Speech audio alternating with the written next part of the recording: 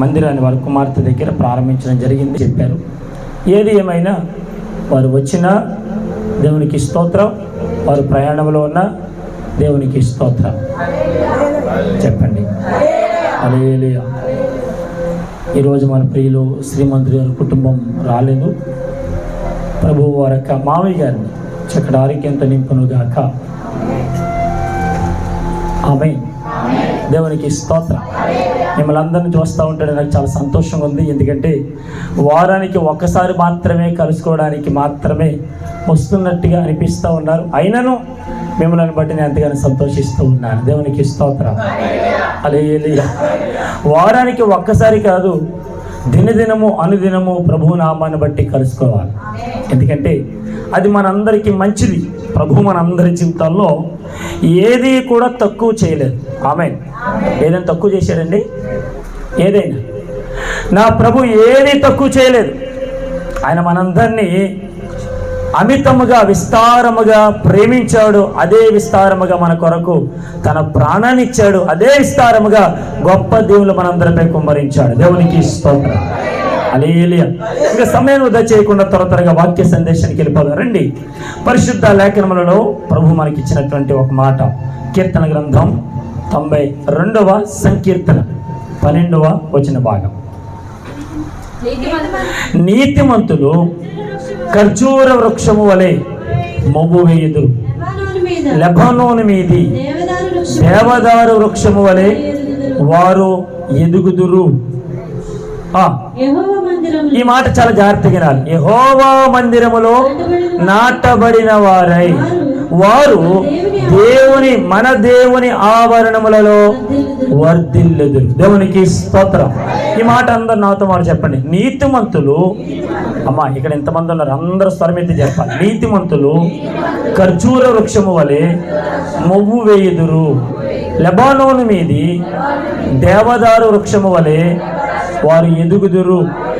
యెహోవా మందిరములో, ఈ మాట అందరూ చెప్పాలి, యెహోవా మందిరములో నాటబడిన వారై వారు మన దేవుని ఆవరణములలో వర్ధిల్లుదురు. దేవుడి వాక్యమును మన వినికుడిలో దీవించును గాక. పరిశుద్ధమైన మా తండ్రి నీకు వందనాలు. కొద్ది నిమిషాలు మాట ధ్యానించుండగా మీరే నాతో మాతో అందరితో సూటిగా తేటగా మాట్లాడి బలపరిచి నడిపించమని యేసుక్రీస్తు పరిశుద్ధ నామములో అడిగి పొందుకొని ఉన్నాము మా పరమ తండ్రి. ఆమేన్. ఆమేన్. మంచిది. రండి, దేవుని వాక్యంలో మనందరూ నేర్చుకున్నటువంటి వాక్య భాగం ఏంటంటే నీతిమంతులు ఎలాగా వర్ధిల్తారు, నీతిమంతులు ఎలాగా ఆశీర్వదింపబడతారు, నీతిమంతుల జీవితంలో కలిగేటువంటి ఆశీర్వాదాలు ఎలా ఉంటాయి. దేవునికి స్తోత్రం. ఈ రోజున నీతిగా బ్రతకడానికి ఎవరైతే ఇష్టపడతారో వారు గొప్పగా నా దేవుడు వర్ధిల్లింపజేస్తాడు. తమిళ వారి గట్టిగా రెండు చేతులు పైకెత్తి హల్లెలూయా. నువ్వు వర్ధిల్లింపాలని లేదంటే వర్ధిల్లు చెందాలని ఎంతైతే ఆశ కలిగి ఉన్నావో అలాగే నీతిమంతులుగా ఉండాలని నా ప్రభు కోరుతూ ఉన్నాడు. ఆమేన్. ఆమేన్. ఈరోజు మన జీవితాల్లో వర్ధిల్లు లేదంటే, ఎక్కడేసిన గొంగలి అక్కడే ఉందంటే మన జీవితాలు ఏం తప్పిపోయాం? నీతి తప్పిపోయి తిరుగుతున్నాం. ఎప్పుడైతే నీతిని విడిచిపెట్టామో మన జీవితాల్లో వర్ధిల్లింపు అనేది, మాట్లాడాలి మీరు, వర్ధిల్లు అనేది మాట్లాడాలా? వర్ధిల్లు అనేది రాదు, ఉండదు. చూద్దాం ఆ పరిశుద్ధ గ్రంథాల్లో దేవుడు ఎలాగ వారిని వర్ధిల్లింపజేశాడు, ఎటువంటి కష్టాలు పాలయ్యారు, ఎలాగ ప్రభు వారిని విడిపించారు. ఆ నీతిని వారు కాపాడుకున్నటలో తమ జీవితమే ఆ ప్రాణాధారముగా ఎంచుకొనక దేవుడిని ప్రాణాధారముగా ఎంచుకొని తమ ప్రాణమును సైతం ఇవ్వడానికి ఇష్టపడిపోయారు. దేవునికి స్తోత్రం. రండి, పరిశుద్ధ గ్రంథంలో ఒక మాట మీతో జ్ఞాపకం చేస్తూ ముందుకెళ్తాను. రండి, అపోస్తల కార్యాల గ్రంథం 22వ అధ్యాయము 22వ వచన భాగం నుండి కొన్ని మాటలు. అమ్మా మైక్ తీసుకోండి త్వరగా. ఈ మాట వరకు అతడు చెప్పినది వారు ఆలకించుచుండరి. అప్పుడు ఇటువంటి వాడు బ్రతుక తగడు, భూమి మీద ఉండకుండా వారిని చంపివేయడని కేకలు వేసిరి. చాలు. దేవునికి స్తోత్రం. హల్లెలూయా. అసలు 2 చేతులు పైకెత్తి దేవుని స్తోత్రాలు చెప్తారు గట్టిగా. హల్లెలూయా. మొదలేనండి ఇక్కడ అపోస్తలుడైన పౌలు అంతకుముందు ఆదివారం మనం మాట్లాడుకున్నాం. దేవుడు ఏ రీతిగా అతన్ని రక్షించాడు, ఏ రీతిగా ప్రార్థన చేసుకున్నాడు, ఏ రీతిగా పాపమును ఒప్పుకున్నాడు, ఏ రీతిగా పరవశుడయ్యాడు అనేటువంటి 3 విషయాలు మనం గత ఆదివారం నేర్చుకున్నాం. ఆమె ఇప్పుడు ఇది అంటాడు, ఎప్పుడైతే నా దేవుడు నన్ను రక్షించాడు, నా దేవుడు నన్ను బలపరిచాడు, నా దేవుడు నన్ను విడిపించాడు, ఆ యేసే ప్రభువే నాకు లేకపోతే ఈ భూమి మీద నాకు నూకలేవు అని ఏ సాక్ష్యం అయితే చెప్పాడో ఆ మాట విన్న వారందరూ కూడా ఏమన్నారంటే, ఇదిగో ఈ మాట వరకు అతడు చెప్పినది వారు ఆలకించుచుండరి. అప్పుడు ఏం జరిగిందో తెలుసా? ఇటువంటి వాడు బ్రతుక తగదు. దేవునికి స్తోత్రం. ఇటువంటి వాడు ఏం చేయకూడదు గడి చెప్పండి. ఇటువంటి వాడు బ్రతకూడదురా, వాడికి భూమి మీద నూకలు ఉండకూడదు. అక్కడ అంటాడు, వాడు భూమి మీద ఉండకుండా వాడిని చంపివేయడని కేకలు వేస్తున్నారు. దేవునికి స్తోత్రం. హల్లెలూయా. బాగా వినండి, ఇతడు నీతి కొరకు బ్రతకడానికి ఎప్పుడైతే ఇష్టపడ్డాడో ఇతడు ఇప్పుడు ఏం చేశాడంటే శ్రమలు పొందుకోవడానికి కూడా అలవాటు పడిపోయాడు. ఆమేన్ ఆమేన్. అంతకు ముందేమో అతడు నడిచేటువంటి త్రోవలో అనేక మంది నడిపించుతూ వచ్చారు, అనేక మంది అతను వెంబడి వచ్చారు, అనేక మంది అతను మాట విన్నారు, అనేక మంది అతను చెప్పింది చేశారు, అనేక మంది అతడు ఏది చెబితే అదే సత్యం అని రూఢిగా నమ్మి అతని వెంట నడిచేటువంటి వెళ్ళిన వారు ఇప్పుడు సత్యమును ఎరిగినటువంటి పౌలు చెప్పిన మాటను బట్టి అతడినే చంపడానికి ముందుకు వస్తున్నారు. దేవునికి స్తోత్రం. హల్లెలూయా. బాగా ఆలకించండి. ఏ దమస్కు గేట్ దగ్గర అయితే యేసు ప్రభు మాటకు లొంగిపోయాడో, ఏ దమస్కు గేట్ దగ్గర అయితే ఆ యేసు ప్రభు దర్శనానికి లోబడిపోయాడో, ఇప్పుడు అనేకమైనటువంటి యూదులు ఈ పౌలు మంచివాడు కాదురా, ఈ పౌలు చెప్పేటువంటి మాటలు మంచివి కాదు, ఇతడు భూమి మీద ఉండకూడదు, ఇతడు బ్రతకడానికి అర్హుడు కాదు. అంతకుముందు ఏం చేశారు? పౌలు ఏం చెప్తే, రే గుర్రాలు తీసుకురండి రా, రథాలు తీసుకురండి రా, రే వాళ్ళందరూ పట్టుకోండి రా, వాళ్ళందరూ కూడా ఈడ్చుకుంటూ వెళ్ళాలిరా, వాళ్ళ ఒంట్లో ఉండేటువంటి ప్రతి రక్తపు పట్టు కారాలి భూమి మీద. అతడు చెప్పినట్టుగా అనేక మంది విన్నారు, లోబడ్డారు, అతడు చెప్పిందే చేశారు. దేవునికి స్తోత్రం. కానీ ఇక్కడ గమనించదగ్గర ఒక మాట ఏంటో తెలుసా? ఏ దేవుడి కోసమైతే పట్టబట్టాడో ఆ దేవుని గురించి తన నీతిని వదులుకోవడానికి ఎంత మాత్రం కూడా సంకోచించట్ల. దేవునికి స్తోత్రం. హల్లెలూయా. ఆ నీతిని వదులుకోవడం కంటే చచ్చిపోవడం బాగుంటుందిగా. నాకు ఎవరు అన్నారు? బ్రతికితే ఆయన కొరకే బ్రతకాలి. దేవునికి స్తోత్రం. గట్టిగా హల్లెలూయా. ఈ ప్రపంచంలో, ఈ భూప్రపంచంలో నేను ఏ స్థలంలోకి వెళ్ళినా, ఏ ప్రాంతానికి వెళ్ళినా, ఏ దేశానికి వెళ్ళినా, ఎక్కడికి వెళ్ళినా నన్ను బ్రతికించింది నా దేవుడే అని నా నోరారా నా మాట చెప్పకపోతే నేను బ్రతుకున్నా కూడా శవంతో సమానం. దేవునికి స్తోత్రం. హల్లెలూయా. నిన్నటి కాలంలో మా ప్రిన్సిపాల్ గారి యొక్క సతీమణి గారు అనుకునే రీతిగా 4:15 టైంలో హార్ట్ స్ట్రోక్తో వారు ప్రభునందు నిద్రించారు. ఎప్పుడైతే చనిపోయారో ఇంకా మా ప్రిన్సిపాల్ గారు అతని యొక్క మనస్సు లేదంటే అతని ఆలోచన అతని ఆధీనంలో లేదు. ఏదో పిచ్చి పెట్టినట్టుగా వెంటనే అంటూ ఉన్నాడు ఒక మాట. అతని నోటి నుంచి నేను వింటూ ఉన్నాను, పలుమార్లు విన్నాను. ఏంటా మాట అంటే, ఇంకా దేవుడు లేడు, భగవంతుడు లేడు, నాకు దేవుడు లేడు, భగవంతుడు లేడు, నాతో సగభాగమైనటువంటి నా సత్యముడిని తీసుకుని వెళ్ళిపోయాడు. ఈ భగవంతుడికే కదా ప్రతిరోజు ఉదయం లేచిన మొదలు సాయంత్రం పడుకునేంత వరకు అనేక రీతిలో ఎన్నో పూజలు చేసింది నా భార్య. ఏం చేశాడు దేవుడు అన్నారు ఆయన. అర్థం చేసుకోండి. ఆ మాట అంటున్నప్పుడు నేను పక్కన ఉన్నాను, చేయి పట్టుకుని, సార్ అలా మాట్లాడుకోలేదు. దేవుడు ఉన్నాడు కాబట్టి మనం బ్రతుకుతున్నాం. యవనస్తులారు చేతులు పైకెత్తరా. హల్లెలూయా. దేవుడు మన పట్ల కార్యాలు చేస్తున్నాడు కాబట్టి ఈరోజు మనం ఎలా ఉన్నాం? బ్రతికున్నాం. ఆయన లేకపోతే మనం బ్రతకగలమా? జీవించగలమా? బట్ట కట్టగలమా? ఆలోచించండి. ఆయన ఆ బాధలో, ఆ దుఃఖంలో ఏం మాట్లాడాలో తెలియక, ఎలాగా జవాబు ఇవ్వాలో తెలియక వాళ్ళిద్దరు అమ్మాయిలు ఉంటే వాళ్ళు హైదరాబాద్లో ఉన్నారు. తెల్లవారుజామున ఇంచుమించు 3:45 వారు రాగానే వాళ్ళందరూ ఏడుస్తున్నారు, డాడీ ఏమైంది, అమ్మ ఎందుకు వెళ్ళిపోయింది, అమ్మ చచ్చిపోలేదు కదా, బాగానే ఉంది డాడీ, ఇవన్నీ మాట్లాడుతూ ఉంటుంటే ఆయన అన్నారు, దేవుడు లేడు, భగవంతుడు కూడా లేడు, అమ్మని తీసుకెళ్ళిపోయాడు, ఇంకా నేను ఏ పూజలో. కానీ గమనించండి, అంతకుముందు గమలీయేలు పాదాల దగ్గర నేర్చుకున్నటువంటి విద్య, ఆ ధర్మశాస్త్ర గ్రంథం నేర్చుకున్నటువంటి ఆ విద్య అనేక మందిని చంపడానికి ప్రేరేపించింది అపోస్తలుడైన పౌలుని. కానీ యేసు ప్రభు దర్శనము అనేక మందిని చంపడానికి కాదు, అనేక మందిని ప్రభు కొరకు బ్రతికించడానికి అతన్ని ప్రేరేపించగానే అదే సత్యమని నమ్మాడు, అదే సత్యమని ఒప్పుకున్నాడు. ఆ సత్యాన్ని ప్రకటిస్తూ ఉండగా, ఆ నీతిని ప్రకటిస్తూ ఉండగా అనేక మంది అతను చంపడానికి, అతను కొట్టడానికి, అతను అనేక రీతిలుగా హింస పెట్టడానికి వస్తున్నప్పటికైనాను దేవుని కొరకు మాత్రమే బ్రతుకుతున్నాడు. దేవునికి స్తోత్రం, గట్టిగా హల్లెలూయా. ఎందుకు అలా చెప్తున్నాడు తెలుసా? నా పౌరసత్వం పరలోకమందున్నది. దేవునికి స్తోత్రం, గట్టిగా హల్లెలూయా. నా పౌరసత్వం ఎక్కడ ఉంది? పరలోకమందు ఉంది. ఆ పరలోకంలో ఉండేటువంటి పౌరసత్వం కోసం నేను అన్నిటిని కూడా వదులుకోవడానికి సిద్ధమే అని ఒప్పుకొని సాగిపోతున్నాడు ఈ అపొస్తలుడైనటువంటి పౌలు. దేవునికి స్తోత్రం. చెప్పండి, ఆ నీతిమంతుడు ఏ పాపం చేశాడని ఇతడు బ్రతకడానికి సరిపోడు అని చంపడానికి ప్రేరేపిస్తున్నారు అనేక మంది. ఏదైనా తప్పు చేశాడా? పాపం చేశాడా? ఎవరైనా కొట్టాడా? ఎవరైనా హింసించాడా? ఎవరైనా హత్య చేశాడా?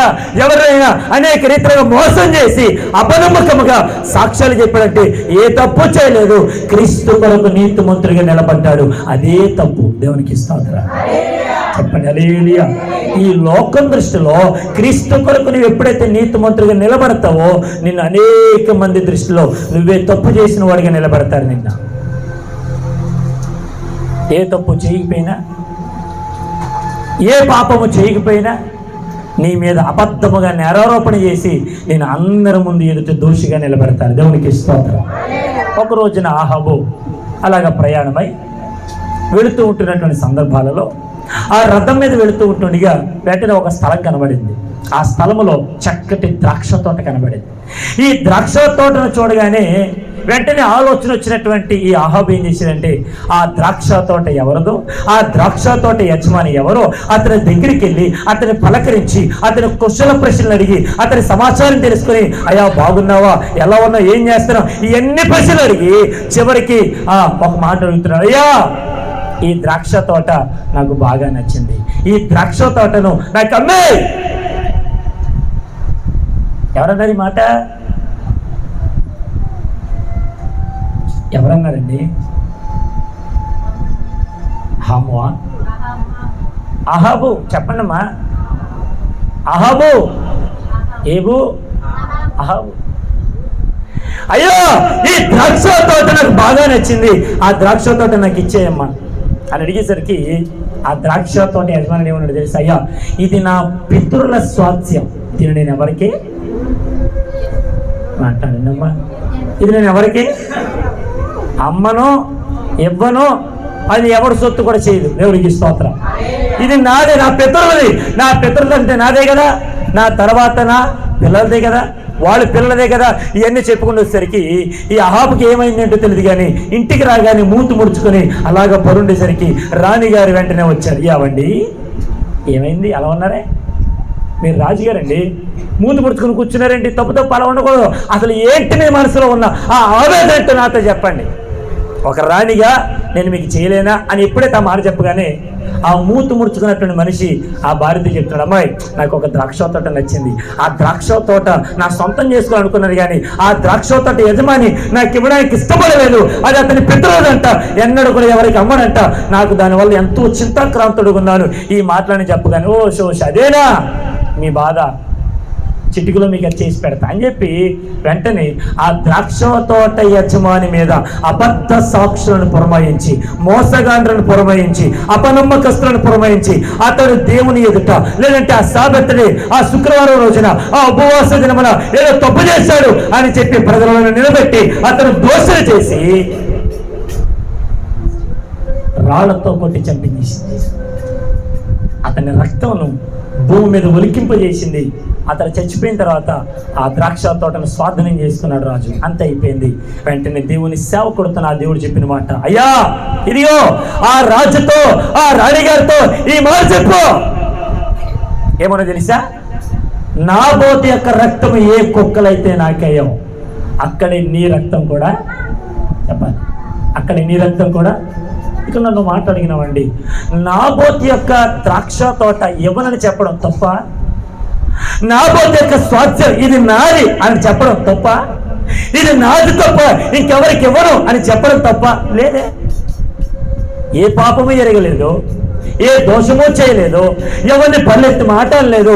రాజుగారు రాగానే నమస్కారం చేశాడు, చక్కగా శుభాలు చెప్పాడు, అతన్ని పలకరించాడు, చక్కగా మాట్లాడాడు. అంత అయిపోయిన తర్వాత అదే రాజుగారిని చక్కగా ఇంటికి పంపించాడు. ఏ తప్పు చేయలేదే. అతన్ని ప్రజలందరి ముందు దోషిగా నిలబెట్టి చింతించేసరే. నేను అంటాను, అతడు చావడానికని సిద్ధమయ్యాడు తప్ప తన స్వాస్థ్య భాగాన్ని మాత్రం అమ్ముకోవడానికి ఇష్టపడాల. చెప్పండి హల్లెలూయా. దేవుడు మన పట్ల ఏదైతే చేయాలనుకున్నాడో అది ఖచ్చితంగా నెరవేరుస్తాడు. ఎప్పుడు తెలుసా? మనము నీతిమంతులుగా ఉన్నప్పుడు. చెప్పండి గట్టిగా హల్లెలూయా.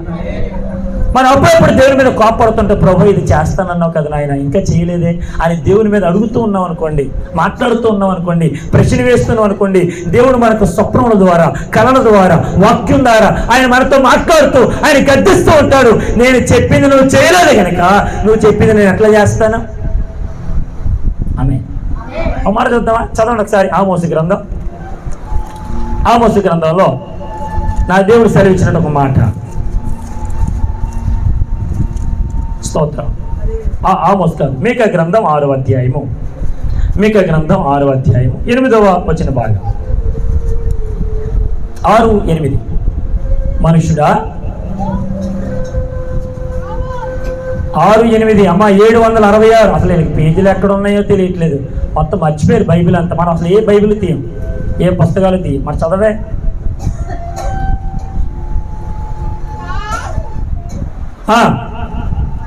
6:8. ఏది ఉత్తమమో అది నీకు తెలియచేయబడి ఉన్నది. న్యాయముగా నడుచుకున్నటయు, కనికరమును ప్రేమించుటయు, దేన మనసు కలిగి నీ దేవుని ఎదుట ప్రవర్తించుటయు ఇంతే కదా.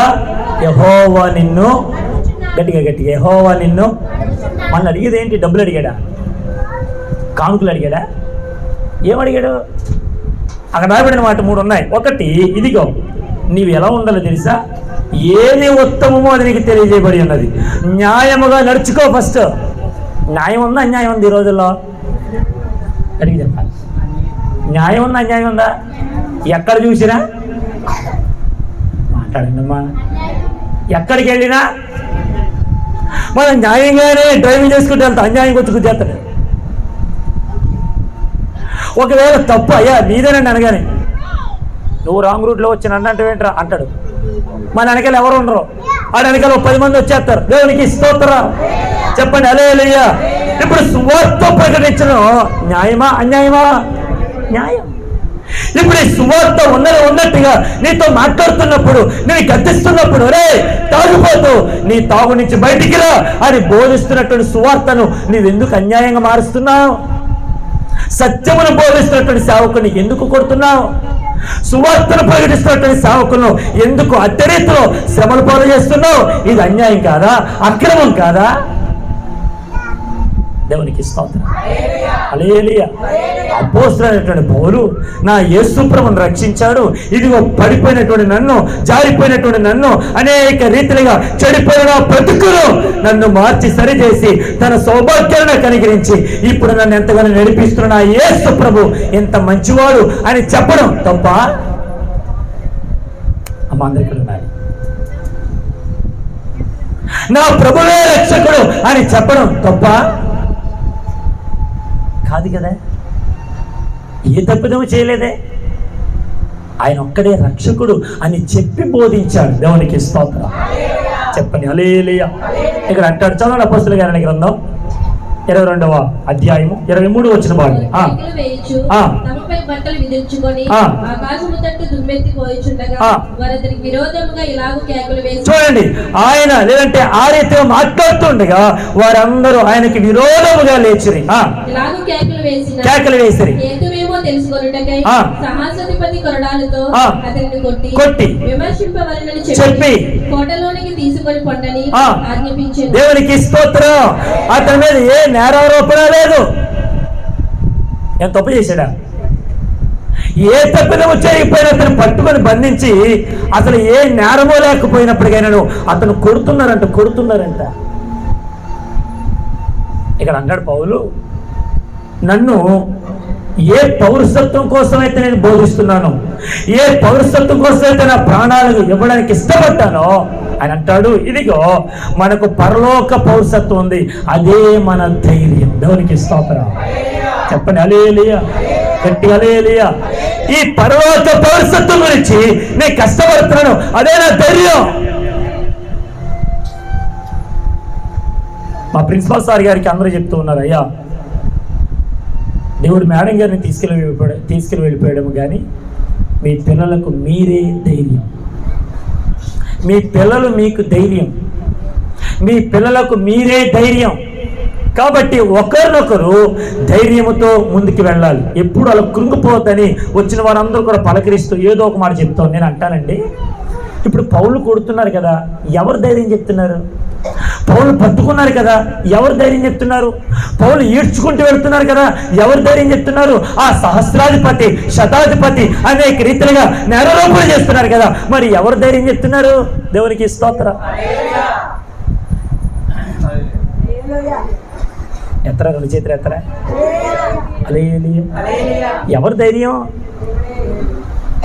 నీకెవరండి ధైర్యం? మన మ్యాథ్ తీసుకెళ్ళి వాక్యం చెప్పారు. సంసోను దగ్గరికి ఢిల్లీలో వచ్చి ఒక మాట ఉంది, అయ్యా నీ బలం ఎక్కడుంది? విన్నారు ఈ మాట? ఎప్పుడైనా విన్నారా? మీరు నాకు జవాబు ఇవ్వండమ్మా. సంసోను ఢిల్లీలో మాట ఎప్పుడైనా విన్నారా? అమ్మ పైకి చూడండి.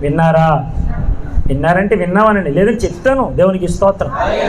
సంసోను వెళుతుంది, ఫిలిస్తీన్లు అందరూ అన్నారు, అమ్మాయి నీవు గనక ఈ ఫిలిస్తీన్ దేశంలో బ్రతకాలంటే ఇదిగో నీ దగ్గరకు వస్తున్నాడు చూసా సంసోను, వాడిని పట్టి వాడి బలం ఎక్కడుందో మాకు చెప్పు.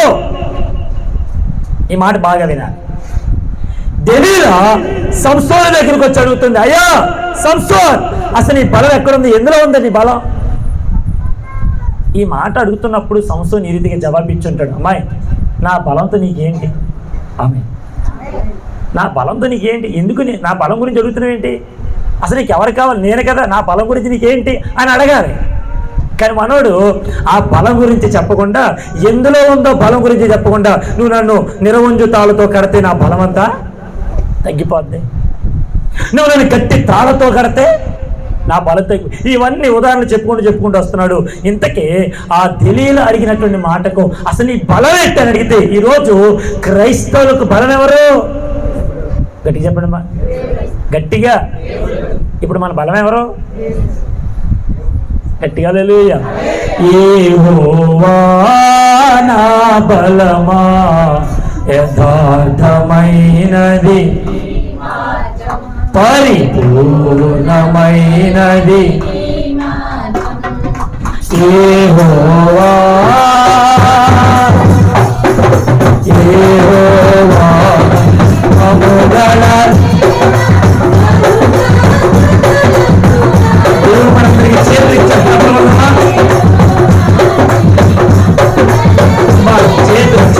చేతులు గురించి చప్పట్లు పట్టాలి గట్టిగా.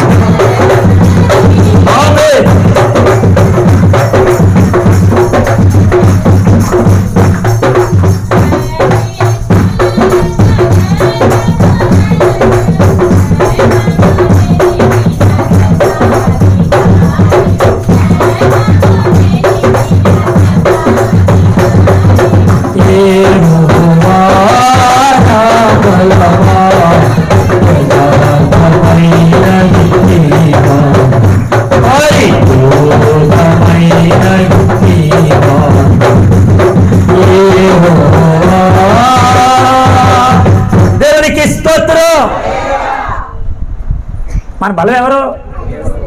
ఎందుకు చెప్పండమ్మా? కొన్ని రోజులు పస్తులు ఉంటామేమో, అప్పటికప్పుడే మరలా మనకి ఏది కావాలో అన్ని మన ప్రభు మనకి బలం, మన ధైర్యం, మన శక్తి. సంస్థలు కూడా ఈ రీతిగా ఆవిడ ఎన్నిసార్లు అడిగినా సరే నవ్వుకుంటూ, నా బలం నీకు కావాలా చెప్తాను అని అనుకుంటూ, అలాగే ప్రభువుని పరిచయం చేస్తూ, నా బలం గురించి నీకు తెలియాలంటే ముందు నా ప్రభు నీకు తెలియాలి. ఆమేన్. ఈరోజు క్రైస్తవులు ఎంతమంది కొడుతున్నారు, అయినా సువార్త చెప్పడం మానేశారా? ప్రభువును బోధించడం మానేశారా? నిజమైనటువంటి క్రీస్తుని బోధించడం మానేశారా? నువ్వు ఎంత కొట్టుకో, మా బలం ఆయన, మా ధైర్యం ఆయన. కష్టాలు ఉంటాయి, కన్నీళ్ళు ఉంటాయి, ఇబ్బందులు ఉంటాయి, ఇరుకులు ఉంటాయి, అనేకమైనటువంటి మేమందరం అనేక శ్రమలు పాలవుతాం. మా వెనకాల ఎంతమంది వచ్చినా, మా మీద ఎంతమంది పడినాను మేము కుంగిపోము. ఎందుకు తెలుసా? మా ముందు నా బలమైన దేవుడు ఉన్నాడు. దేవునికి స్తోత్రం. గట్టిగా హల్లెలూయా. ఇశ్రాయేలు ప్రజలందరూ కూడా ఐగుప్తు దేశం నుంచి విడిపించి ప్రభువాన్ని నడిపించుకుంటూ వస్తున్న తర్వాత వారికి ముందు ఎర్ర సముద్రం ఎదురైంది. బాగా వినాలి. ఈ ఎర్ర సముద్రం ఎదురైపోయినప్పుడు వాళ్ళందరూ కూడా అలా తిరిగి వెళ్ళాలి. అలా తిరిగి వెళ్తే కొంచెం టైం పడుతుంది. అయినా ప్రభు ఏం చేశాడంటే ఎర్ర సముద్రములో పడి వాళ్ళు నడిపించాడు. చెప్పండి ఆమె. బాగా వినండి. ఎప్పుడైతే ఎర్ర సముద్రం పాయలు చేయగానే ఆ ఇశ్రాయేలు ప్రజలందరూ వెళ్ళిపోతుంటే ఫరో సైన్యం వెనక తరుముతూ వచ్చారుగా. ఈ తరుముకుంటూ వచ్చిన వాళ్ళంతా కూడా ఏమైపోయారు? వాళ్ళు కూడా స్తోత్రం. చెప్పండి అమ్మా, ఏమైపోయారు? ఇశ్రాయేలు ప్రజలు వెళ్ళిపోతారు, వీళ్ళు కూడా. వాళ్ళందరూ నడుచుకుంటూ వెళ్ళిపోతూ ఉంటే అటు ఇటు సూత్రాలు ఏం అర్థం కావట్లేదు. ఒరే మనం ఎక్కడంలో ఏంటి తెలియట్లే.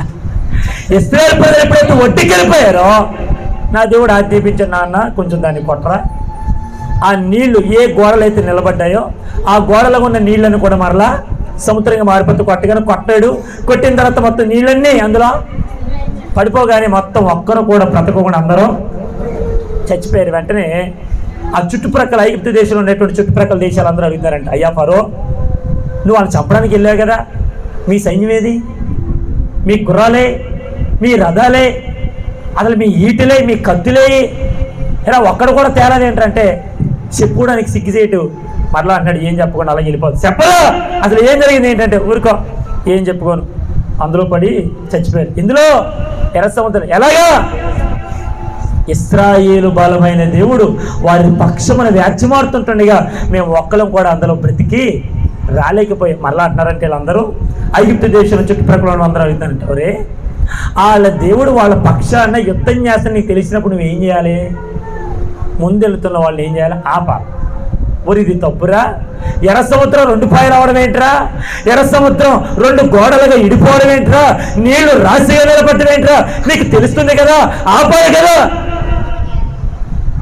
దేవునికి ఇస్తాను. ఆపేవా? మనం బ్రతికించావా? ఏదో గుడ్డెత్తి చేలో పడినట్టుగా వెళ్ళిపోయావే, నీ సైన్యానంతా చంపేసుకున్నావే, ఇదేంటంటే నీ రాజ్యమా అని అందరూ కూడా దుమ్మెత్తి పాతూ ఉంటుంటే, అందరూ ఉమ్మేస్తూ ఉంటుంటే సిగ్గుతో ఏం చేయలే తెలియక వెనక్కి వెళ్ళిపోయాడు. దేవునికి ఇస్తాం. చెప్పండి హల్లెలూయా. మన బలం ఎవరు? మాట్లాడండి అమ్మా, గట్టిగా చెప్పండి. మన బలం ఎవరు? పాస్టర్ గారా? నేను సన్నగా ఉన్నాను, మీ నేను పోయినాను మిమ్మల్ని. నన్ను మోసేవాడు నజరేయుడైనటువంటి యేసుక్రీస్తు. దేవునికి స్తోత్రం. ఆయన అంటాడు, ఇశ్రాయేలు ప్రజలను గ్రద్ద ఏదైతే రెక్కల మీద తన పిల్లలను మోసిందో నేను అలా మిమ్మల్ని మోసాను.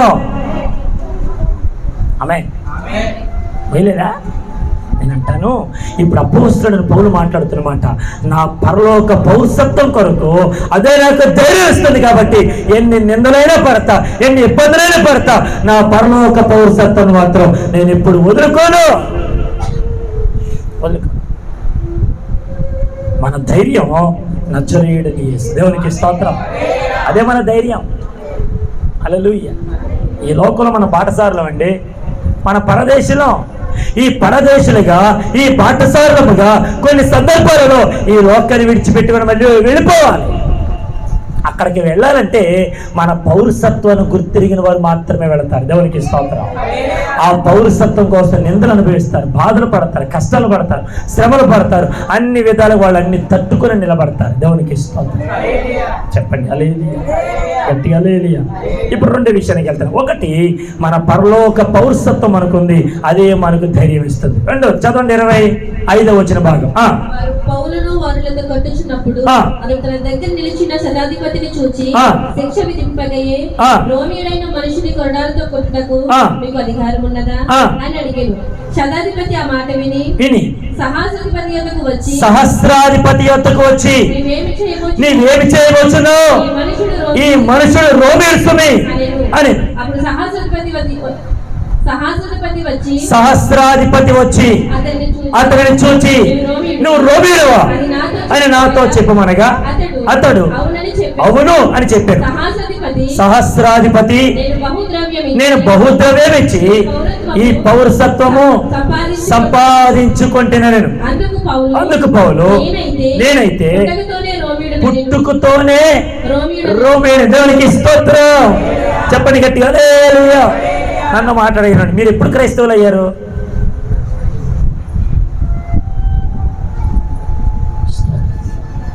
మీరు ఎప్పుడు క్రైస్తవులు అయ్యారు? అక్కడి నుంచి ఒక వాయిస్ వచ్చింది, బాప్తిసంతోనే.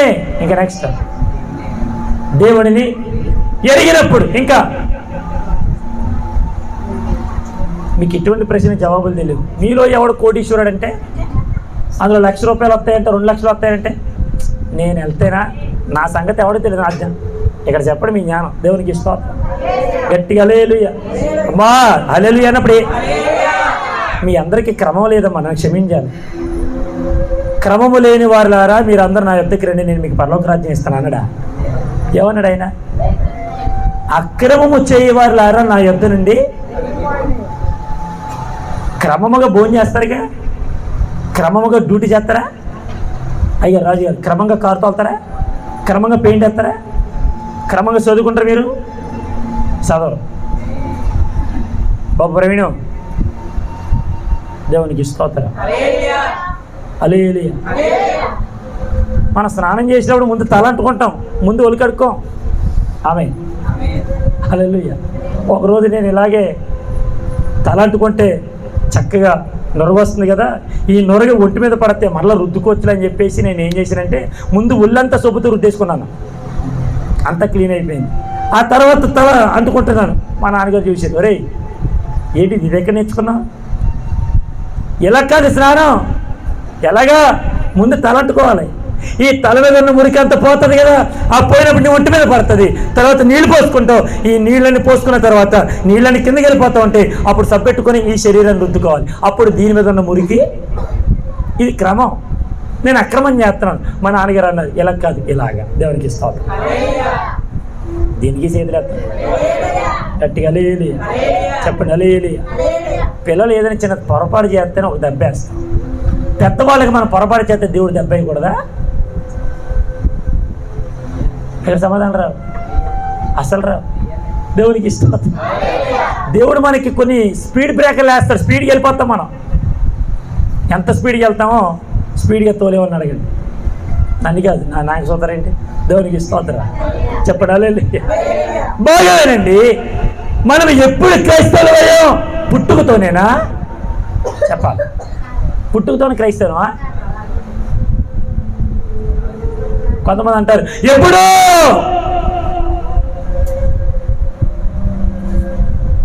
చేయరాది వెనక్కే. మేము ఎప్పుడో నమ్మేసుకున్నాం యేసు ప్రభువుని అమ్మేసుకున్నాం.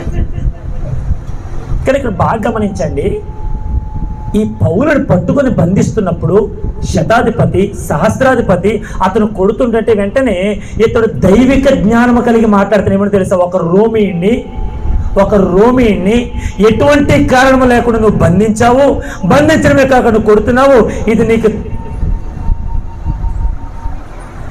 తగినదా అని ఎప్పుడైతే పౌలు కొడుతున్నవాడిని ప్రశ్న కానీ ఆ కొరడాతో కొడుతున్నటువంటి ఆ అధిపతి ఒకసారిగా స్టన్ అయిపోయి ఆగిపోయి, ఏంటి అసలు ఎవరే అని అడుగుతున్నావు. అప్పుడు నేను అన్నాడు, పౌలు అన్నాడు, ఇదిగో ఆయన అంటున్నాడు, నువ్వు రోమీయుడు అని అడిగితే అది నాతో చెప్పమనగా 28వ వచనంలో అతడు అవునని చెప్పాను. దేవునికి స్తోత్రం. ఒక రోమీని ఏ కారణం లేకుండా కొడితే చట్టరీత్యా నేరం. ఆమె ఇప్పుడు ఎవరైనా నీ మీద ఏ నేరం లేకుండా నేను కొట్టారనుకోండి, ఒప్పుకుంటావా? తట్టుకుంటావా? పర్లేదు, బాగా కొడతాను, ఇంకో దెబ్బ కొట్టు అంటవా? వెంటనే వెనక్కి తిరిగి ఏం చేస్తాం? రాజుగారు అంటున్నారు, ఏం చేస్తాం వెనక్కి తిరిగి? ఎవరు అనమా? మాట్లాడండి అమ్మా. ఒకవేళ మనోడే కొట్టాడు అనుకుందాం, అప్పుడు ఏం చేస్తాం? ఊరే నువ్వే కొట్టింది అంటవా? ఒక్కడి పీకి ఎరా ఏంటది, ఎలా ఉండదు తెలియదు పెద్దోళ్ళతో అంటమనవా? దేవునికి ఇస్తాం. చెప్పండి హల్లెలూయా. బాగా వినండి. ఎప్పుడైతే రోమీయుడు నేను రోమీయుడే అని ఎప్పుడైతే పౌలు చెప్పగానే వెంటనే సహస్రాధిపతి ఆ శతాధిపతి అతను కొట్టడం మానేసి ఇప్పుడు అతనికి బదులుగా మరొక జవాబిస్తూ ఉన్నారు. అయ్యా, నువ్వు పుట్టుకతోనే రోమీయుడు అయితే నేను డబ్బులు ఇచ్చి కొనుక్కున్నానయ్యా రోమీయుడిని, రోమా పౌరసత్వాన్ని కొనుక్కున్నాను నేను. ఎప్పుడైతే ఈ మాట చెప్పగానే ఇప్పుడు నేను అంటాను మనందరం యేసు ప్రభుతో ఆయన రక్తము చేత కడగబడినటువంటి వారిగా ఇప్పుడు క్రైస్తవులుగా తీర్చబడ్డామేమో. మనం ముందుగానే ఆయన సంకల్పము చొప్పున ఈ లోకానికి ఉద్భవించాం. దేవునికి స్తోత్రం. యెరెమీయా గ్రంథంలో 1వ అధ్యాయం 5వ వచనం అంటాడు, ఇదిగో తల్లి గర్భంలో రూపింపబడక మునిపే నేను నిన్ను అని. ఇప్పుడు చెప్పండి, నీ భూమి మీదకి వచ్చిన తర్వాత క్రైస్తవుడువా? రాకమునిపే క్రైస్తవులం, పుట్టుకతోనే క్రైస్తవులం. కానీ గ్రహించడానికి కొంత సమయం పట్టింది అంతే. ఆమె గట్టి హల్లెలూయా. అంటే ఇప్పుడు ఆలోచించండి, మన పుట్టుకతోనే క్రైస్తవులం అంటే మన పౌరసత్వం ఎక్కడా? అమ్మా నేను చూపిస్తున్నా, అయినా చెప్పరే ఎక్కడా? ఇప్పుడు బాగా వినండి, కొడుతున్నటువంటి వ్యక్తులతో ఎవరైతే బంధించారో, ఎవరైతే ఇష్టానుసారం కొడుతున్నారో వారితో అపోస్తలుడు పౌలు చెప్పిన మాట దైవిక జ్ఞానం. నీ జ్ఞానం నిన్ను బ్రతికించేదిగా ఉండాలి. ఆమె నీ జ్ఞానం నీ ప్రభుని మహిమపరిచేదిగా ఉండాలి. ఎన్ని డిగ్రీలు చేసామనేది కాదు, ఎంత సంపాదించామనేది కాదు. నీ జ్ఞానం నా ప్రభుని గణపరుస్తుందా, గణపరచట్లేదా? దేవుని పట్ల ఇష్టపూర్వకంగా మన ప్రవర్తన ఉందా లేదా? ఎవరైనా యేసు ప్రభువుని మాట్లాడుతూ ఉంటుంటే తప్పుపట్టి అనేకమైనటువంటి రీతిలుగా మాట్లాడుతున్నప్పుడు జ్ఞానం కలిగి నువ్వేం చేయాలి? జ్ఞానయుక్తంగా మాట్లాడాలి. దేవునికి స్తోత్రం. మన మ్యాథ్యూస్ గారు ఒక దైవిక జ్ఞానం కలిగి ఒక మాట అన్నారు, ఎవరో ఏదో కొట్టుకుంటున్నారని మనం అందులోకి వెళ్ళడం కంటే, ఆ మురికిలో దగ్గర కంటే జ్ఞానం కలిగిన నీవు జ్ఞానవంతుడైనటువంటి యేసు ప్రభువుని పరిచయం చేయడం మాత్రమే నీ పని. కజ్జాలు పెట్టుకోవడం, కయ్యాలు పెట్టుకోవడం, వాదలు పెట్టుకోవడం, ఇలాగ పెట్టుకోవడం వల్ల దేవుని నామం దూషింపబడతాం తప్ప ఎక్కడ మహిమపరచట్లే. కాబట్టి నువ్వెంత మౌనంగా ఉంటే అంత మంచిది. ఎక్కడ మాట్లాడాలి అక్కడ మాట్లాడాలి. ఇప్పుడు అపోస్తలుడు పౌలు కొడుతున్నారు, మాట్లాడాడా లేదా? ఎదురు చెప్పాడా లేదా? ఎటువంటి జ్ఞానం? దైవిక జ్ఞానం. దేవునికి స్తోత్రం. నేను అంటాను, ఈ భూమి మీద ఉండేటువంటి ఒక ఇండియన్స్ గా మన పౌరసత్వం ఈ భూమి మీద ఉంది. అలాగే పరలోకంలో కూడా మనకు పౌరసత్వం ఉంది. దేవునికి స్తోత్రం. గట్టిగా హల్లెలూయా. మరి ఈ భారతీయులుగా బ్రతుకుతున్న మనకి హక్కులు లేవా? మాట్లాడానమ్మా, హక్కులు లేవా? ఏంటి హక్కులు చెప్పండి. ఒక హక్కులు చెప్పండి అమ్మా. ఒకటి స్తోత్రం. హక్కు చెప్పండి అమ్మా. అది నా స్థలం, నా హక్కు. ఒక అడుగు లాగెత్తడం నువ్వు. స్థలం దగ్గర చెప్తాం మన హక్కు, రూపాయి దగ్గర మాట్లాడతాం మన హక్కు, తినే దగ్గర మాట్లాడతా హక్కు కాదు. హక్కు ఏంటి తెలుసా? నా ప్రభు నన్ను రక్షించాడు, నా ఇష్టం. నీకేంటి? భారత రాజ్యాంగంలో ఏ దేవుణ్ణైనా నమ్ముకో, ఏ మతాన్నైనా అనుసరించు, ఎవరు పూజిస్తావో పూజించుకో, నీ ఇష్టం. నేను నమ్మినటువంటి నా దేవుడి గురించి నేను చెప్తాను, ఇది నిజం. ఇప్పుడు ఫర్ ఎగ్జాంపుల్ బాగా వినండి, ఒక ప్రోడక్ట్ మనం కొన్నామండి, ఈ ప్రోడక్ట్ మనకు బాగా మేలు చేసింది, ఈ ప్రోడక్ట్తో మనకు లాభాలు వచ్చినాయి, ఈ ప్రోడక్ట్ మనకి ఎన్నైతే లాభాలు తీసుకొచ్చిందో ఎదుటి వారికి చెప్పినప్పుడు కూడా వారు లాభాలు పొందుకుంటారనే విషయంతో చెప్తాంగా. తలకాయలు ఒప్పుకుంటే చెప్పండి, చెప్తామా ప్రోడక్ట్ గురించి? ఈ ప్రోడక్ట్ గురించి చెప్పినప్పుడు ఎవడైనా మనం కొడతాడా? గట్టిగా కొడతాడా? మరి ఈ ప్రోడక్ట్ నన్ను బ్రతికించింది. ఈ ప్రోడక్ట్ నన్ను ఏం చేసింది? బ్రతికించిన ఈ ప్రోడక్ట్ గురించి నేను చెప్తున్నాను. మనం ఎందుకు కొడుతున్నావు? నువ్వు ఎందుకు కొడుతున్నావు? నీకు తెలియదు కదరా బాబు, అందుకే చెప్తున్నా విను. నీకు తెలియదు కదా, తెలియదు కాబట్టి నన్ను బ్రతికించిన ఈ ప్రోడక్ట్ నువ్వు కూడా తెలుసుకుంటే బ్రతుకుతావు. చెప్పడం తప్ప? మరి కొడుతున్నావు అని నువ్వు ఎలా ఎదిరించాలి? మనం కూడా రాయి తీసుకొని కొట్టాలా? కర్ర తీసుకొని కొట్టాలా? ఎదురు తిరగాల? సైన్యాన్ని వేసుకొని వెళ్ళాలా? నేను యూట్యూబ్లో ఒక వీడియో చూసా. సువార్త ప్రకటిస్తుంటే ఒక ఆయన వచ్చి ఈ గ్రంథాన్ని చింపేసి ఇష్టానుసారిగా బూతులు తిట్టి అంత అయిపోయిన తర్వాత పాస్టర్ గారిని కొడుతున్నప్పుడు, సంఘస్థులందరూ కొడుతున్నప్పుడు వాళ్ళు ఒక్క మాట మాట్లాడకుండా అక్కడే మోకాళ్ళు వేసి, అతను ఎన్ని తిట్టినా ఎంత కొట్టినా అక్కడే మోకాళ్ళు వేసి ప్రార్థన చేస్తున్న ప్రభువా, ఈ సహోదరుని దీవించిన ఆయన, ఈ సహోదరుని కాపాడు ప్రభువా, నరకంలోకి వెళ్ళకూడదు ఆయన. ఎప్పుడైతే మోకలేసి ప్రార్థన చేశాడో అంతవరకు కొట్టినటువంటి ఆ మనిషి వీళ్ళందరూ ఐక్యమత్యంతో కలిసి ప్రార్థన చేస్తున్నారు, ఐక్యమత్యంతో కలిసి ఏకీభవిస్తున్నారు, ఐక్యమత్యంతో కలిసి సువార్త ప్రకటిస్తున్నారు. వెంటనే బోర్న ఆ మనిషి అక్కడే పడిపోయి ఏడుస్తూ ఒక 10 నిమిషాల పాటు అక్కడే దొరుకుతూ మరల వెంటనే లేచి ఏ సేవకునైతే కొట్టాడో ఆ సేవకుని పైకి లేవనెత్తి, అయ్యా యేసు ప్రభుని నమ్ముకుంటానని బాప్తీసం ఇస్తారా? చేతులేవమ్మా చెప్పరా? చెప్పండి హల్లెలూయా. అందుకని గాంధీ గారు అన్నారండి, స్వతంత్రం రావడానికి గాంధీ గారు చేసిన ఒక ప్రాముఖ్యమైనటువంటి ఒక విధానం ఏంటంటే, విధి ఏంటంటే, ఎవడైనా నిన్ను ఇంకో చెంప చూపించాడు గాంధీ. Bible copy. గాంధీ గారు ఏం చేశారు? Bible copy. ఇప్పుడు మన నోట్ల నిండా ఆయన బొమ్మలే.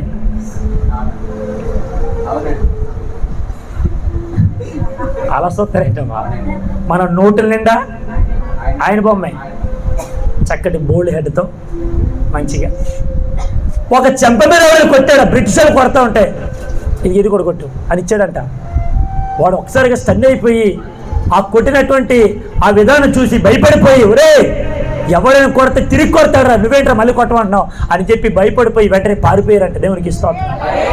చెప్పండి హల్లెలూయా. ఇంకో మాట చెప్పినా, ఈ అపోస్తలుడైన పౌలు కూడా కొడతా ఉంటుంటే ఒక్క మాట తిరిగి అడిగేసరికి అందరూ కూడా ఆ రోమిని కొడుతున్నప్పుడు అందరూ అక్కడ విడిచిపెట్టేసి అతన్ని అందరూ పారిపోయారు. చదవన మాట ఎంత అద్భుతంగా ఉంది. నేను ముగిస్తున్నాను.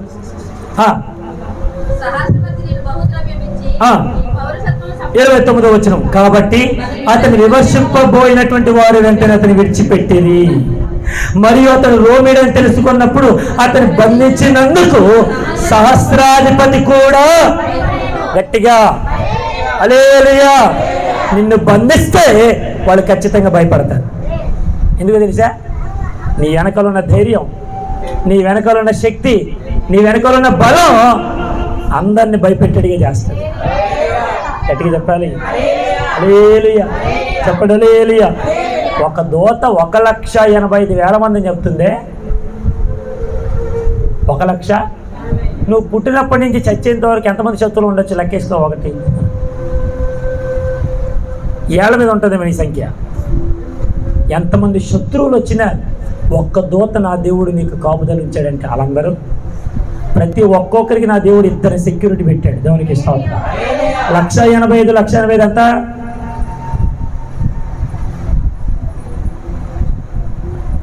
మీరు చెప్పిందో నా చేతిలో ఎలాగొంటే 1,85,000 1,85,000 3,60,000 మనకి ఈ లెక్కలు తెలియవు. నీకు ఆ రోజు 1000 రూపాయలు ఇచ్చాను, 100 రూపాయలు వడ్డీ వేసి ఇప్పుడు 3 సంవత్సరాలు అయింది. ఇంచుమించు ఇంత అయింది. అది స్టన్ అయిపోతాడు.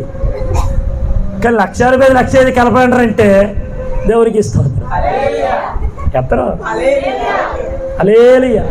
2 విషయాలు చెప్పాను. 1, మన పౌరసత్వం పరలోకమందు ఉంది, అది మన ధైర్యం.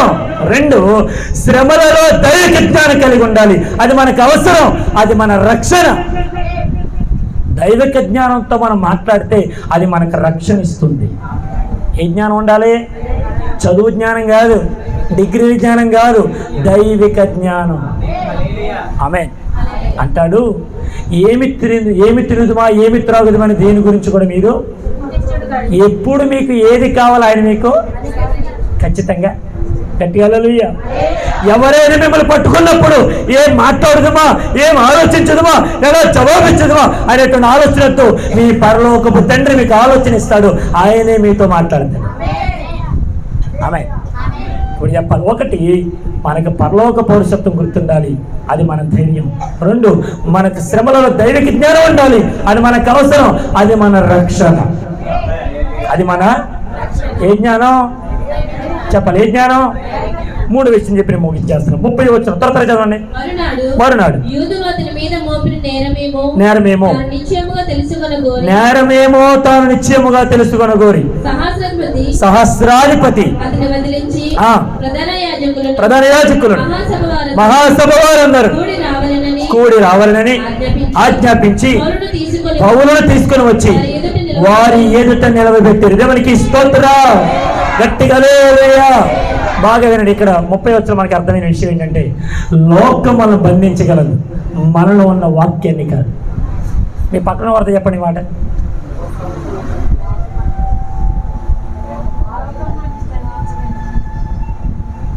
పక్కనున్న వారితో చెప్పండి అంటే చూడమని కాదు. లోకం మిమ్మల్ని బంధించగలదు కానీ నీలో నాలో ఉన్న వాక్యాన్ని బంధించలేదు. చెప్పండి, అవసరమా?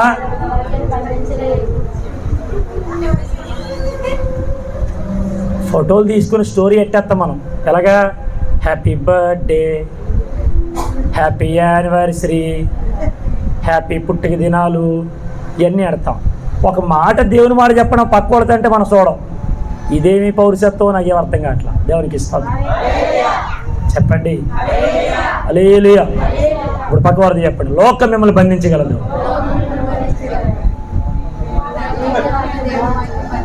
ఎక్కడ తీసుకుని కూడా చెప్పరా? అయ్యా మీరు ఎవరికి ఇస్తున్నారు సార్? రాజారావు గారు ఎవరు మీరు? మీకు ఎవరు లేరా? అయ్యా సత్యం గారు మీరు ఇటు చూడండి, వాళ్ళిద్దరు అటు చూస్తారు, మీరిద్దరు అట్టించుకోండి. సత్యం గారు ఇటు, మీరిద్దరు ఇటు. మీరు జతలు కూడా నేనే చెప్పాల్సి వస్తుంది. చెప్పండమ్మా చెప్పండి. లోకం మిమ్మల్ని బంధించగలదు, మీలో ఉన్న వాక్యాన్ని కాదు. హల్లెలూయా. మొదటి యోహాను పత్రిక 4:4 ఏముందంటే, చిన్నపిల్లలారా మీరు దేవుని సంబంధులు, మీలో ఉన్నవాడు లోకములో ఉన్నవాని కంటే, మీలో ఉన్నవాడు లోకంలో ఉన్నవాని కంటే. ఇప్పుడు మనలో ఉన్నవాడెవడు? ఇప్పుడు మనల్ని బంధించాడంటే లోపల ఉన్నవాడు బంధించినట్ట. ఆమె పేతుర్ని బంధించారు, గేట్లు బంధించారు, లోపల ఇంచుమించు అనేక 16 మంది సైనికులు పెట్టారు. అతను రేపొద్దున చెప్పడానికి కత్తినోరుతో ఉన్నారు. ఎన్నో ప్రణాళికలు సంసిద్ధం చేశారు. సంఘమంతా ఐక్యతతో కలిసి ప్రార్థన చేసింది. లోపల ఉన్న పేతురు ఎప్పుడు బయటకు వచ్చాడో పేతురికి తెలియదు. ఇప్పుడు చెప్పండి, పేతురు బంధించబడ్డాడు అనుకున్నాడు కానీ పేతురులో ఉన్న క్రీస్తు మాత్రం, పేతురులో ఉన్న క్రీస్తు వాక్యం మాత్రం. ఇప్పుడు చెప్పండి, మిమ్మల్ని పట్టుకున్నంత మాత్రాన మీలో ఉన్న సువార్త ఎదుటి వారికి చెప్పచ్చు. మిమ్మల్ని బంధించిన వాడికి చెప్పచ్చు, చెరసలు వేసిన వాడికి చెప్పచ్చు. ఆమె నన్నవాడు సెపరేట్. మన సంఘం ఎదుగుదల లేకపోవడం కారణం ఏంటంటే ఇదే. దేవునికి స్తోత్రం. నేను మళ్ళీ చెప్తాను, నువ్వు దేవుని సంఘంలో ఉద్యోగంగా లేకపోతే నీ కుటుంబ జీవితం నీకు ఉద్యోగం ఉండదు. ఎప్పుడు అలాగే సతికిలు పడిపోయి అలాగే ఉంటావు. సంఘంలో నీకు ఉద్యోగంగా ఉండాలి. సంఘం నీకు ఉద్యోగం ఇస్తుంది. ఉద్యోగం కాదు, ఉజ్జీవం. దేవునికి స్తోత్రం. గట్టిగా హల్లెలూయా. ఇప్పుడు చెప్పండి, లోకం నేను బంధించగలదు కానీ నీలో ఉన్న క్రీస్తును మాత్రం అస్సలు బంధించలేదు. బాగా ఆలకించండి. పౌలుని తీసుకెళ్ళి ఏం చేశారంట? ఆ సభ ఎదుట బంధించారు. ఆ సభ ఎదుట, ప్రజల ఎదుట అతను బంధించారు, నిలబెట్టారు. ఇక్కడ బాగా ఆలకించండి. లోకం అతను బంధించిందేమో కానీ అతను ఉన్న వాక్యాన్ని బంధించలేకపోయింది. అదే మన విజయం. దేవునికి స్తోత్రం. చెప్పండి హల్లెలూయా. మన విజయం ఏంటి? మనలో ఉన్న వాక్యమే మన విజయం. ఆమేన్. చెప్పండి. టాలెంట్లు మన జీవితంలో అనేకమైనటువంటి వారందరూ మన స్నేహితులుగా చేయించము కానీ మనలో ఉన్న వాక్యం ప్రజలందరి ఎదుట విజయాన్ని ఇచ్చేదిగా చేస్తుంది. హల్లెలూయా.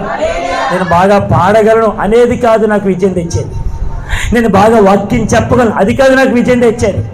నాలో ఉన్న వాక్యం ఎదుటివారి పట్ల నా ప్రభుని పరిచయం చేసినప్పుడు నా దేవునికి విజయం తీసుకొస్తుంది. అదే సమయంలో నాకు విజయం తెస్తుంది. ఆమేన్. గట్టిగా హల్లెలూయా. నువ్వు అందంగా ఉండొచ్చు, సౌందర్యంగా ఉండొచ్చు, డబ్బు ఉండొచ్చు, సంపద ఉండొచ్చు, ఆస్తి ఉండొచ్చు, అనేక పలుకుబడి ఉండొచ్చు, పరపతి ఉండొచ్చు, అనేక స్నేహితులు పొందుకోవచ్చు. ఎన్ని ఉన్నా నీలో క్రీస్తు లేకపోతే నువ్వు ఎప్పటికీ సున్నా. ఇప్పుడు రాదు. ఆమేన్. రాదు. నీలో క్రీస్తు ఉంటేనే నీలో ఉజ్జీవం, నీలో క్రీస్తు వాక్యం ఉంటేనే నీలో ఉజ్జీవం, నీలో విజయం, నీ కుటుంబముల విజయం, నీ సంఘముల విజయం. నువ్వు ఎక్కడికి వెళ్ళిన ప్రభు నీకు విజయం ఇస్తాడు. యెహోషువ అంటాడు, అడుగు పెట్టిన ప్రతి స్థలాన్ని నేను నీకు అంటే ఆయన పెడతెత్తాడా? ఆయన కాదు, కూర్చోవాలి. ఆయన కాదు, ఆయనలో ఉన్న క్రీస్తు ఎప్పుడైతే యెహోషువ నడిపిస్తూ ఉన్నాడో, యెహోషువ సేవకులు ఎవరైతే ఉన్నారో అక్కడ ఉండేటువంటి మందసాన్ని చేత పట్టుకుని యోర్దాను దగ్గరికి వెళ్ళగానే ఆ మందసమును మోసినటువంటి పాదములు యోర్దాను నదికి తాకగానే యోర్దాను 2 పాయలు అయిపోయింది.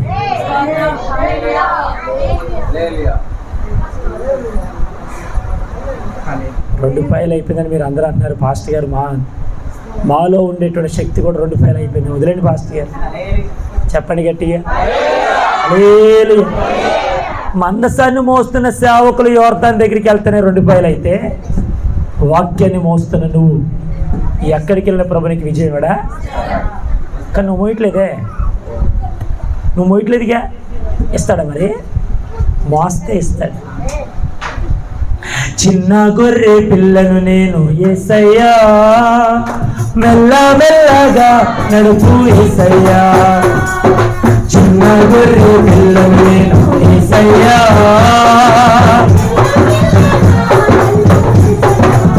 దేవునికి స్తోత్రం. నువ్వు చిన్న గొర్రె పిల్లవే, నిన్ను మెల్లమెల్లగా నడిపిస్తాడు. ఎప్పుడు తెలుసా? ఈ పరిశుద్ధ గ్రంథాన్ని మోస్తున్నావు. మోస్తావా? మోయగలవా? అయితే విజయం నీదే. 3 విషయాలు చెప్పాను. 1, పరలోక పౌరసత్వం మనదైతే అది మనకు ధైర్యం. 2, శ్రమలలో దైవిక జ్ఞానం కలిగినటువంటిదిగా మనం మాట్లాడితే అది మనకు అవసరం, అది మన రక్షణ. 2, లోకము. 3, లోకం మనం బంధించగలదు కానీ మనలో ఉన్న వాక్యాన్ని బంధించలేదు, అదే మన విజయం. అని చెప్పాను. 1, మన ధైర్యం ఏంటి? పరలోక పౌరసత్వం.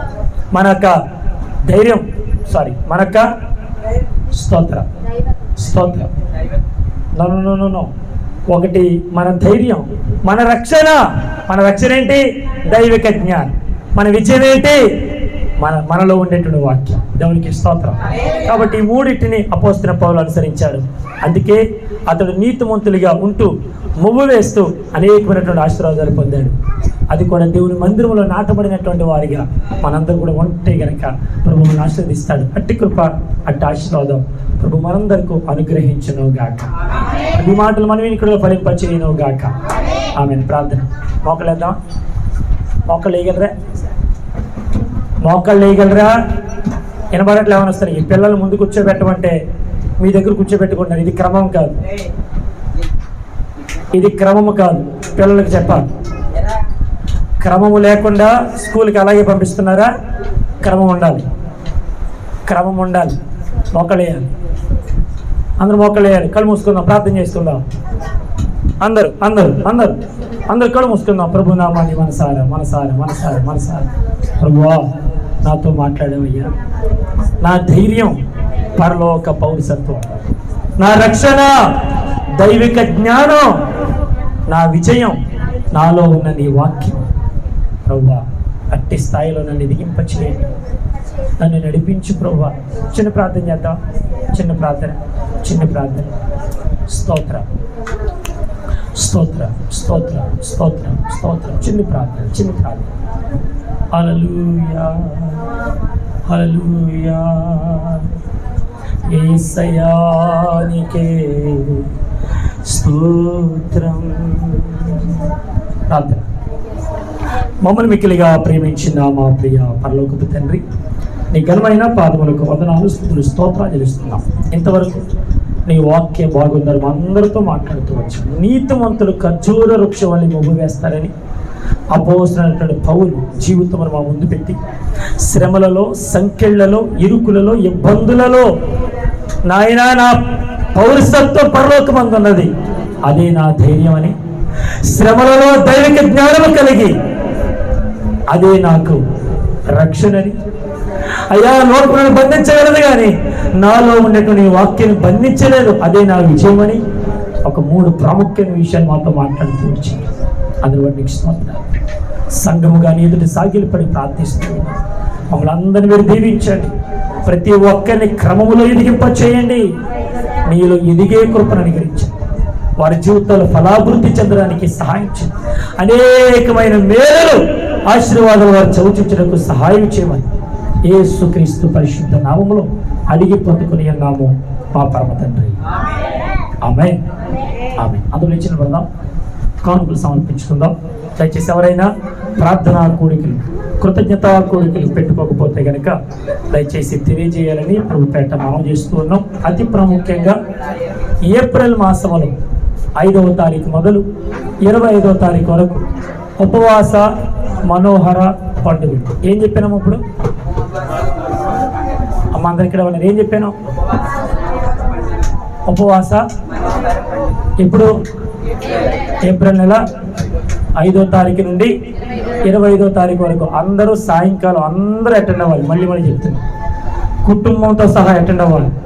మా ఊడు బయటికి వెళ్ళాడండి, మా ఊడు అక్కడికి వెళ్ళాడండి, అయ్యో మా ఇంటి వారు రాలేదండి, ఇవన్నీ కహానీలు ఏది చెప్పకూడదు. అందరూ సిద్ధపడాలి. దేవునికి స్తోత్రం.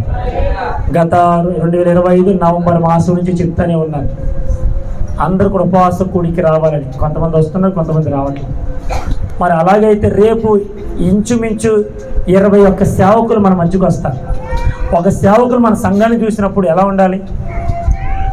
పలసగా ఉండాలా, నిండిగా ఉండాలా? నువ్వు ప్రార్థన కూడికి పెట్టుకున్నప్పుడేమో నిండిగా ఉండాలి. ఎదురోడు ప్రార్థన కూడికి పెట్టుకున్నప్పుడు మాత్రం నువ్వు రావు.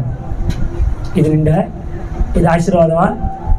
నువ్వు ఎలాగైతే ఆశ కలిగి ఉన్నావో వాళ్ళు ఆశ కలిగి ఉంటారుగా. కాబట్టి ఆలోచించండి, కుటుంబ సమేతంగా. ఇది మన సంఘ క్షేమాభివృద్ధి కొరకు, మన కుటుంబం యొక్క మేలు కొరకు, మన జీవితంలో ఏదైతే నష్టపోయామో ప్రభు వాటన్నిటిని ఆశీర్వాదకరంగా మార్చునుగాక. చెప్పండి హల్లెలూయా. కాబట్టి 21 రోజుల ఉపవాస మనోహర పండుగలు జరుగుతున్నాయి. ఏప్రిల్ 5వ తారీఖు నుంచి 25వ తారీఖు వరకు ప్రతి సాయంకాలం 6 గంటల నుండి 10 గంటల వరకు. దేవునికి స్తోత్రం. 6 గంటల నుండి సమయం ఖచ్చితంగా పాటించబడుతుంది. 10 గంటలకి ముగిస్తాం. అటు ఒక్క నిమిషం ఎటు కాకుండా చూసుకుంటాం. దేవునికి స్తోత్రం. కాబట్టి మీరు కూడా క్రమం తప్పకుండా ఇక్కడ ఉండాలి. ఆమె చెప్పాలి, క్రమము తప్పకుండా ఇక్కడ ఉండాలి. దేవునికి స్తోత్రం గట్టిగా. కాబట్టి అందరూ కూడా దాని కొరకు ప్రార్థనించే. ఎవరైనా ప్రార్థన కూడా పెట్టుకోకపోతే కనుక తెలియజేయండి. ప్రార్థన కూడా పెట్టబడతాయి. ఈ సమయంలో పాట పాడుతూ ప్రభు నామని మైపడుతుంది. దేవునికి స్తోత్రం. చెప్పండి హల్లెలూయా. ఆప్తులైన వారే క్షమించాలి. ఆ మధ్యలో ఉన్న దావిదరాజు గారు చక్కగా పల్లవి చరణం పాడతారు. రండి. స్తోత్రం. హల్లెలూయా.